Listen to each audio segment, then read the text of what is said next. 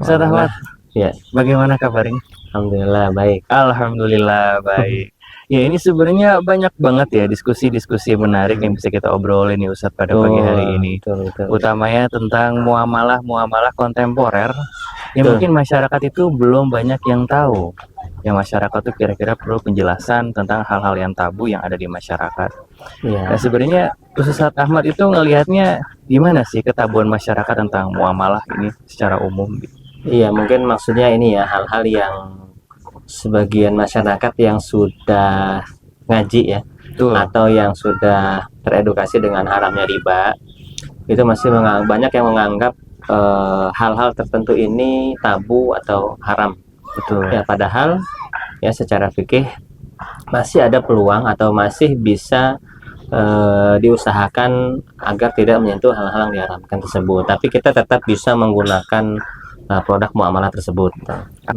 Itu kira-kira karena hal apa Ustadz? Mereka itu melihatnya tidak luas atau langsung menjustifikasi ini haram. Itu karena apa Ustadz? Iya, Anda melihat sih banyak faktor ya atau variabel yang mendasari tentang pemahaman masyarakat yang sebetulnya mereka sudah hijrah, sudah paham akan haramnya riba ya. Cuma memang secara literasi terus terang saja literasi tentang muamalah atau tentang keuangan syariah ini masih rendah sekali.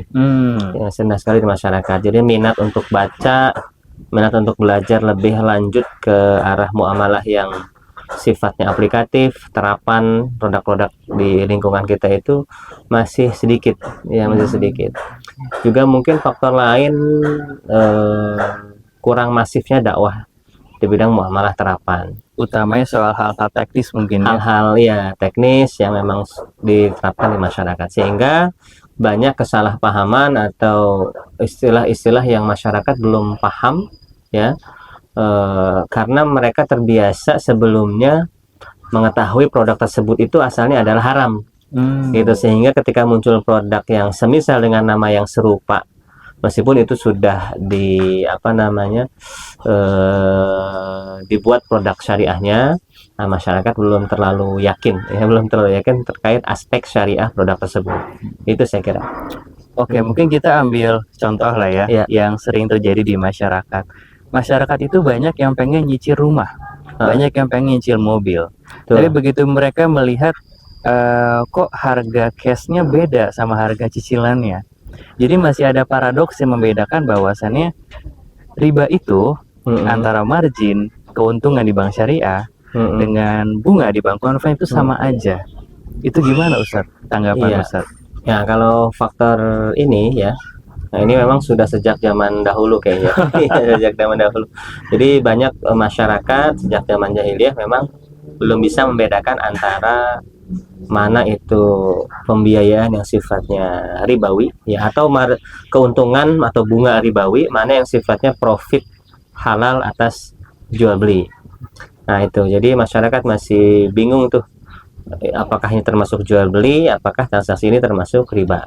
Padahal itu benar-benar beda kan Ustaz? Ya, berbeda antara minyak dan air mungkin. Jadi titik perbedaannya jadi titik perbedaannya antara margin dengan bunga itu apa perbedaannya Ustaz? Iya, jadi kita kalau melihat masa lalu tuh bahasanya apa sih kalau di film-film kan flashback. Oh, flashback ya, ke belakang. Flashback ke belakang kalau kita lihat di kisah di dalam Al-Qur'an yang di ayat surat Al-Baqarah ayat 275 tentang larangan riba ya. Di situ Allah SWT menceritakan bahwasanya Allah menyiksa para pelaku riba ya.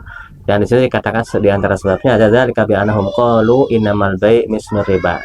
Nah, itu karena mereka menyamakan antara atau mengklaim antara samanya jual beli dengan riba. Sesungguhnya jual beli itu sama dengan riba. Padahal Allah telah menghalalkan jual beli dan mengharamkan riba.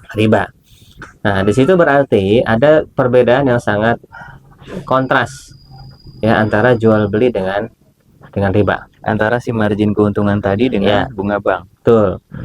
Perbedaan yang pertama ya antara jual beli dengan riba, bahwasanya dalam akad riba itu merupakan transaksi yang tidak memiliki underlying, tidak punya objek yang jelas, tidak punya objek jual beli. Jadi riba itu adalah pertukaran atau transaksi antara uang dengan uang.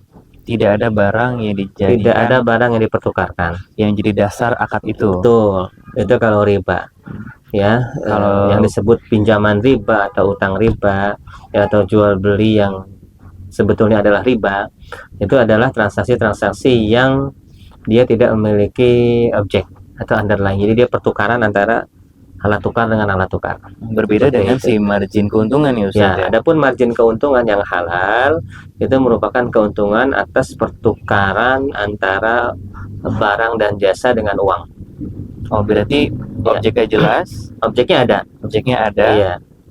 Jadi teknis yang membedakan di bank itu antara si margin dengan bunga bank itu seperti apa sih Ustaz? Yang Iya. orang awam tuh harus Nah, lihat ini bedanya. poinnya. Poinnya Iya. apa? Orang agar bisa membedakan mana pembiayaan yang bersifat ribawi dan mana pembiayaan yang itu sifatnya profit yang halal, maka masyarakat harus bisa melihat objek yang ditransaksikan. Objek yang ditransaksikan. Ya, apakah lembaga pembiayaan itu betul-betul memiliki objek yang ditransaksikan, ya?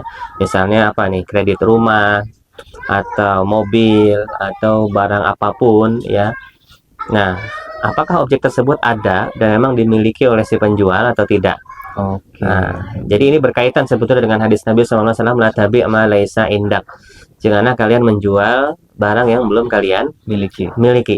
Kenapa? Karena karakter dari menjual barang yang tidak ada atau menjual barang yang belum dimiliki, ini rata-rata yang berujung riba, ya, atau kamuflase riba.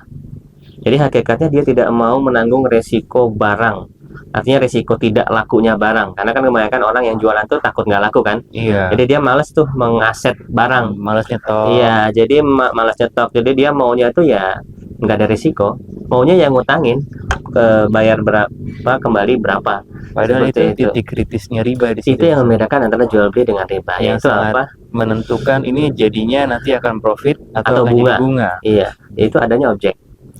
Adanya objek jual beli. Maka perhatikanlah ketika kita bertransaksi, apakah transaksi yang kita lakukan itu memiliki underlying atau memiliki objek. Kalau tidak ada objeknya, ya, sedangkan kita bertransaksi nih, tukar uang dengan uang, itu masuk ke dalam akad riba. Iya. Kalau kita bertransaksi objeknya ada, ya, tapi objeknya ini belum jelas berapa kadarnya, berapa takarannya, kapan dapatnya, ya, ini baru namanya transaksi gharar. Seperti itu. Jadi intinya adalah yang membedakan antara jual beli dengan riba, yang pertama adanya objek yang ditransaksikan. Ini yang banyak masyarakat belum paham. Iya, termasuk dari sisi si penjual, sehingga banyak masyarakat yang udah mulai jualan tapi takut rugi atau nggak mau keluar modal, akhirnya mereka menjual uang. Kebiasaan ya, Pak. Kebiasaan.